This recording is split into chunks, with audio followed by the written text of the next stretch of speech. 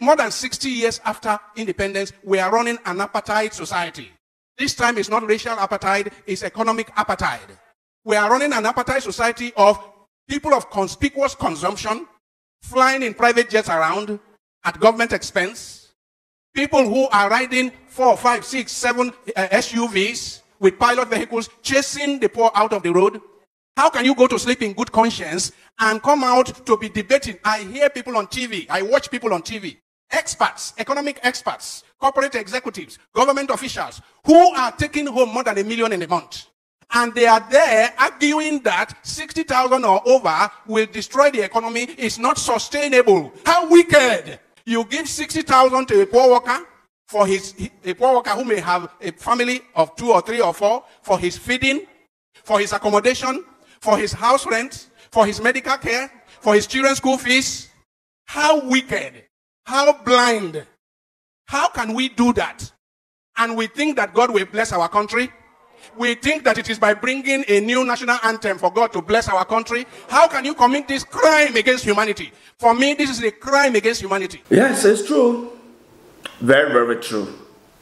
That someone is taking home over 35 million and he cannot pay a minimum wage of 100,000. Too bad. Watch this video. 100,000. I can't afford to pay my brother 100,000 because they are old.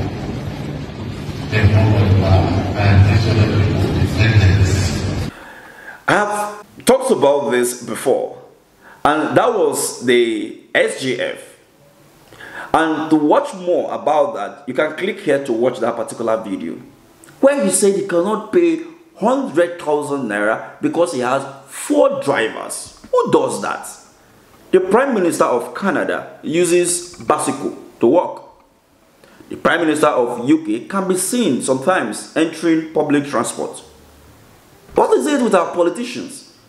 They drive SUV worth over hundreds of millions. But they're talking about paying a subsidy, paying minimum wage of 60,000 or 62,000 naira. What can 62,000 naira do for you in this current economy? 60,000 naira 3 years ago is like 600,000 naira now in this current economy. Because for somebody that you give him 60,000 naira for his transport to work, children going to school, house rent, health bill, among many. But let me break this down. But before then, let's finish this video, then we'll break it down completely. Because the poor people who cannot afford to buy gari, I'm not saying they will buy that they are to buy sardino. I'm saying buy gari, poor people who cannot buy gari. I'm not talking of meat or fish. Poor people are dying because they have no money to cure malaria. How can you go to sleep in good conscience? Those of us who belong to the elite, how can we go to sleep with good conscience and we are debating and we are discussing and we vote 500 million naira to meet and debate about paying 60,000 to the poor? My dear friends, I see this as a new form of apartheid. Nigeria is one of the most unequal societies in the entire world. A society where it's like the animal farm. A society where we have conspicuously rich people, people who are living in conspicuous consumption, and others who are in deplorable, dehumanizing poverty. If you have somebody in this country that takes home 1 million naira, 1 million, I'm not talking of 30 million naira, 1 million naira in the month, and he can open his mouth to be part of a discussion about the poor getting 60,000 naira. I say anyone who earns up to 1 million naira in the month should keep his or her mouth shut. I say there is hardly any society I know that is as divided as the Nigerian society. And a society that is so divided is just sitting on a keg of gunpowder. I have warned here before that the revenge of the poor is at the corner. The revenge of the poor is at the corner. I am not calling for it, but it will happen as night follows the day.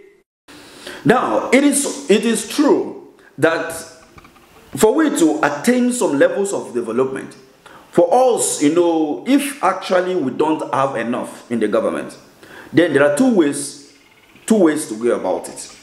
One, the whole system, from the president down to the councillor in the local governments, all of them need to fall back to the structure of what the labor union is demanding. For example, those that have been appointed into some political positions and office and all of that, they have work doing. Release them of that position. Slash those appointments down 100 by 80%. Then secondly, your salary need to come to the civil service, salary scheme, where you receive also this minimum wage. Let everybody calm down. Then let's look at our allowances.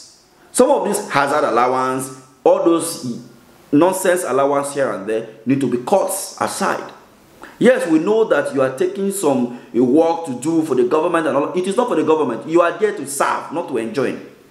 So this is just the way they can go about this. If they think that there is no money, how can you be taking 5 million naira and you're saying paying somebody 60,000 naira is going to destroy the economy? Some will argue that yes, if you are paying, how many people are even being employed by the government? We have over 200 million Nigerians. How many people are employed by the government? I can bet you that the government of Nigeria is not employing up to 60 millions of Nigerians. No, I don't believe so. Those that are on the payroll of the federal government are not up to 60 million. Majority are working for the private sector. Some are self-employed, some are farmers, and all of that. So the bedrock of having clear all this problem is just for the government to end the insecurity that has bedeviled the country. When we do that, and we're able to build road network, have constant electricity, and then you can now be boastful of having people invested in your economy from outside the country and within the country. Then have some policies that are friendly to the people. If you do that, then we can have the economy rejuvenated once again. And this is what most Nigerians are yearning for. Thank you for watching. I'm live at the Federal Capital Territory, Abuja, and this is Metama Roundabout, as you can see.